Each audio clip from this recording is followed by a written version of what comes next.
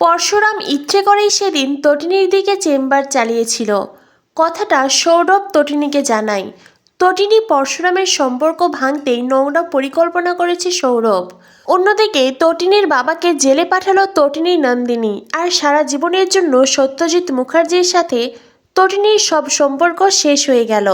বন্ধুরা, পরশুরাম ধারাবাহিকের আজকের পর্বে দেখানো হয়েছে নন্দিনী সত্যজিৎ মুখার্জিকে বলে, তোমরা যে অন্যায় করেছো তার শাস্তি তোমাদেরকে পেতেই হবে। আর তোমরা বলছিলে না তথ্য প্রমাণ, বিচারকের সামনে দাঁড়িয়ে সব কিছু প্রমাণ করে দেব আমি। আর আরেকটা কারণ, ওই দেখো ওদিকে তাকাও। সত্যজিৎ মুখার্জি, জিৎ মুখার্জি সবাই দেখে স্পেশাল ব্রাঞ্চ বিজিত লাহিড়ীকে টানতে টানতে নিয়ে আসছে।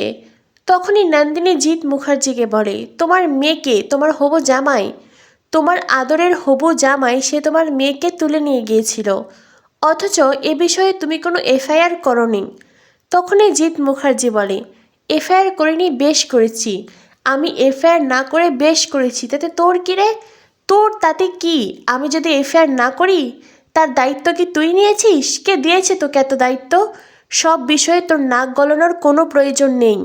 নন্দিনী বলে, এ বিষয়ে আমি কোনো নাক গলাবো না। এ বিষয়ে যার মাথা ঘামানোর দরকার সে নিজেই এখানে এসেছে। সত্যজিৎ মুখার্জি বলে, তুই কার কথা বলছিস? তখনই নন্দিনী আয়ুষীকে ডাকে। আয়ুষী সেখানে হাজির হয়। আয়ুষীকে দেখে সত্যজিৎ মুখার্জি, বিজিত লাহিড়ী, কর্ণ চ্যাটার্জি অবাক হয়ে যায়। কর্ণ চ্যাটার্জি মুখার্জি পরিবারের লোকদের বলে, আরে আরে হচ্ছেটা কি? এখন দেখি আপনারাই আমাকে ডোবাবেন। ও কি এখন সাক্ষী দেবে নাকি? তখনই সত্যজিৎ মুখার্জি বলে, হ্যাঁ, কোর্টে দাঁড়িয়ে ও সাক্ষী দেবে। এটা শুনে কর্ণ চ্যাটার্জি খুব ভয় পেয়ে যায়। সত্যজিৎ মুখার্জি নন্দিনীকে বোঝায়, নন্দিনী, আমি তোমার ড্যাডি হই, ভুলে যেও না আমি তোমার বাবা। তুমি কি করে আমার সাথে এমনটা করতে পারো? আমার পাশে যে দাঁড়িয়ে আছে সে তোমার কাকা, আর তার পাশে যে দাঁড়িয়ে আছে সে তোমার বোনের স্বামী। তখনই নন্দিনী বলে, এই কাহিনী আমরা আগেও দেখেছি মহাভারতে, তবে সেই কাহিনী থেকে আমরা কোনো শিক্ষাই নেইনি। নন্দিনীর কথা শুনে কর্ণ চ্যাটার্জি খুব রেগে যায়। কর্ণ চ্যাটার্জি নন্দিনীর ওপরে চিৎকার করে ওঠে। তখনই কর্ণ চ্যাটার্জির কাঁধে হাত রাখে পরশুরাম। পরশুরাম কর্ণ চ্যাটার্জিকে বলে, প্রথমত উনি একজন মহিলা, আর তারপরে উনি অ্যাডভোকেট। আপনি একজন মহিলার সাথে এমন অসভ্য আচরণ করতে পারেন না।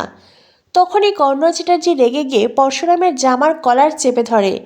পরশুরাম তখন বলরামকে বলে, বলরাম, ওনাকে বলে দে আমার জামার কলার ছাড়তে, নইলে ওনার গলার পাশে যে ছোট্ট একটা জায়গা আছে এমন চাপ দেব উনি এখানেই শুয়ে পড়বে, আর উঠে দাঁড়াতে পারবে না, মাথা তুলে কখনো দাঁড়াতে পারবে না।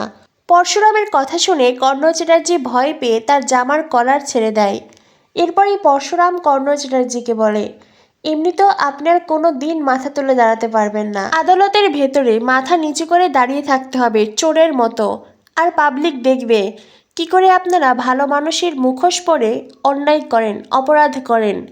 তখনই কর্ণ চ্যাটার্জি বলে, কিচ্ছু করতে পারবে না, কোনো সাক্ষী প্রমাণ নেই আমাদের বিরুদ্ধে, কোনো সাক্ষী তথ্য নেই। তখনই সেখানে হাজির হয় তটিনী। তটিনী এসে বলে, কি সাক্ষী আছে, কি প্রমাণ আছে, সবটা তো আমি পেশ করব। আমি সাক্ষী, তথ্য, প্রমাণ সব কিছু পেশ করব। আর আমার দিদি কোর্টে লড়বে, দেখি আপনারা কি করে বাঁচতে পারেন।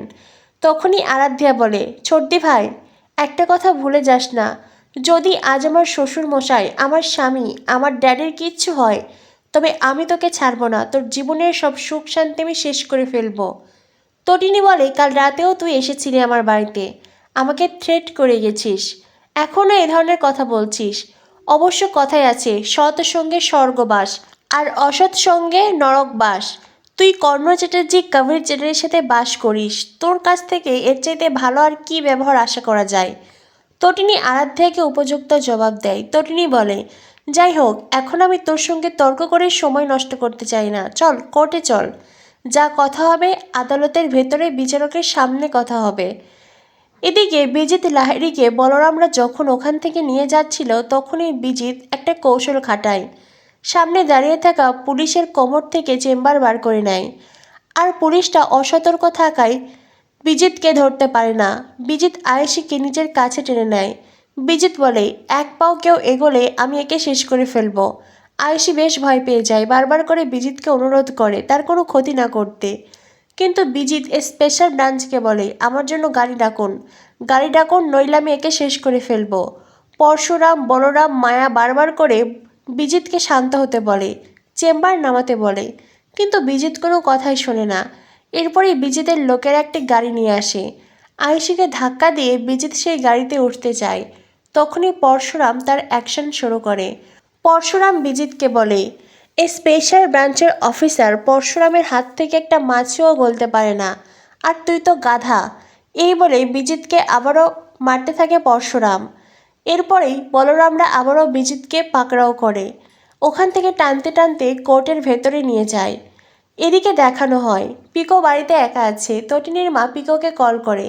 আসলে তটিনীর মা তটিনীর সাথে কথা বলতেই কল করেছিল, কিন্তু তটিনী বাড়িতে ফোন রেখে গেছে, যার কারণে তটিনীর মা পিকোর সাথে কথা বলে। পিকোকে ভালো মন্দ তার সুবিধা অসুবিধার কথা জিজ্ঞেস করে। এরপর তটিনীর মা পরশুরামকে কল করে। তটিনীর মা বলে, তুমি কোথায়? পরশুরাম বলে, আমি আদালতের বাইরে দাঁড়িয়ে আছি। তটিনীর মা বলে, আর তটিনী, নন্দিনী, তোমার শ্বশুরমশাই ওনারা কোথায়? পরশুরাম বলে, ওরা আদালতের ভেতরে আছে। তটিনীর মা বলে, তুমি যাওনি? পরশুরাম বলে, না। তটিনীর মা বলে, আচ্ছা এখনও কি কিছু করা যায় না? পরশুরাম বলে, আপনি কি বলতে চাইছেন? তটিনীর মা বলে, কাল শিবরাত্রি ছিল, ওই মানুষটার কথা মনে মনে ভেবেই তো আমি শিবের মাথায় জল ঢেলেছি। আর ওই মানুষ কিনা আজ কোর্টে, ওনার আবার জেল হয়ে যাবে না তো? তুমি কিছু একটা করতে পারো না? দেখো না, এত বড় বাড়ি, এতগুলো ঘর, অথচ ওই মানুষটাই নেই। কি হবে এইসব কিছু দিয়ে? তটিনীর মা অঝরে কাঁদতে থাকে। অন্যদিকে আদালতে রায় হয়েছে। সত্যজিৎ মুখার্জিদের নিয়ে স্পেশাল ব্রাঞ্চ এগিয়ে আসছে। অন্যদিকে তটিনীর মা পরশুরামকে বলে, তোমার শ্বশুরমশাই কি ওখানেই আছে? পরশুরাম বলে, হ্যাঁ। তটিনীর মা বলে, আমাকে একটু কথা বলাবে? পরশুরাম সত্যজিৎ মুখার্জিকে বলে, নিন কথা বলুন। সত্যজিৎ মুখার্জি বলে, কে? তখনই পরশুরাম বলে, আপনার স্ত্রী। সত্যজিৎ মুখার্জি ফোন কানে ধরে হ্যালো বলতেই দীপালি বলে, কি হয়েছে তোমার? তোমার কি জেল হয়েছে? কি হলো, কথা বলছো না কেন? তোমার মেয়েরা কোথায়? এ কেমন সম্পর্ক, যেই সম্পর্কে সন্তানেরাই বাবাকে জেলে পাঠাচ্ছে? এবারে তটিনীর মা কাঁদতে থাকে। সত্যজিৎ মুখার্জি কোনো কথা না বলেই পরশুরামের হাতে ফোন দেয় আর পুলিশের সাথে ওখান থেকে চলে যায়। আরাধ্যা, কবির সকলেরই মুখ ভার। কর্ণ চ্যাটার্জি তটিনীকে বলে, তোমার জন্য আমার জেল হয়েছে, ছাড়বো না, কাউকে ছাড়বো না। তোমার এই 600 স্কোয়ার ফিটের ফ্ল্যাট আমি শেষ করে ফেলবো। একবার জেল থেকে বেরোই সব কিছু ধ্বংস করব। এ বলে কর্ণ চ্যাটার্জি ওখান থেকে চলে যায়। পরশুরাম তটিনীকে বলে, বিচারক কি রায় দিলেন? তটিনী জানায়, কবির চ্যাটার্জি, কর্ণ চ্যাটার্জির 14 দিনের জেল হয়েছে, আর সত্যজিৎ মুখার্জি, জিৎ মুখার্জিকেও 3 দিন জেলে থাকতে হবে। এই বলে তটিনী কাঁদতে থাকে। পরশুরাম বলে, কি হয়েছে তোমার, কাঁদছো কেন? তটিনী বলে, নিজেকে খুব অপরাধী মনে হচ্ছে। পরশুরাম তটিনীকে বুকে জড়িয়ে বলে, কিচ্ছু হয়নি, কোনো ভুল করনি তুমি, তুমি একদম ঠিক কাজ করেছ। এরপর দেখানো হয় তটিনী বাড়িতে ফিরে আসে। সোফায় বসে অঝরে কাঁদতে থাকে তটিনী। পরশুরাম বলে, আবারও কেন কাঁদছো তটিনী, কি হয়েছে? তটিনী বলে, জানো 10 বছর আগে যখন তোমার হাত ধরে মুখার্জি বাড়িতে গিয়েছিলাম, বাবা আমাদের বিয়েটা মেনে নেয়নি, দূর দূর করে আমাদেরকে বাড়ি থেকে তাড়িয়ে দিয়েছে। সেই সাথে বাবা এটাও বলেছিল, আজ থেকে আমি বাবার জীবনে মৃত, আর বাবাকেও যেন আমি আমার জীবনের মৃত ভেবে নেই। অথচ দেখো, আজ যখন আমি আমার বাবাকে জেলে পাঠালাম, সত্যি সত্যি আমাদের সম্পর্ক শেষ হয়ে গেল। সত্যি আমাদের আর কোনো সম্পর্কই অবশিষ্ট থাকলো না। ড্যাডি আর কখনোই আমাকে নিজের মেয়ে হিসেবে মানবে না, কোনো দিন নয়। আগামী পর্বে দেখানো হবে সৌরভ তটিনীকে বলে, সেদিন আপনার দিকে যে চেম্বার চালিয়েছিল সে আর কেউ নয়, সে পরশুরাম। আর পরশুরাম সেদিন যেটা করেছিল জেনে বুঝেই করেছিল। তটিনী বলে, মানে আপনি কি বলতে চাইছেন? সৌরভ বলে, সেদিন আমাদের কাছে ইনফরমেশন ছিল তটিনী গাঙ্গুলি তার গ্যাংকে নিয়ে সেখানে থাকবে, আর এই ইনফরমেশন পেয়েই পরশুরাম সেখানে গিয়েছিল অপারেশনে। তটিনী বলে, তার মানে আপনি বলতে চাইছেন পরশুরাম জেনে বুঝেই আমার দিকে চেম্বার চালিয়েছিল? কিন্তু কেন?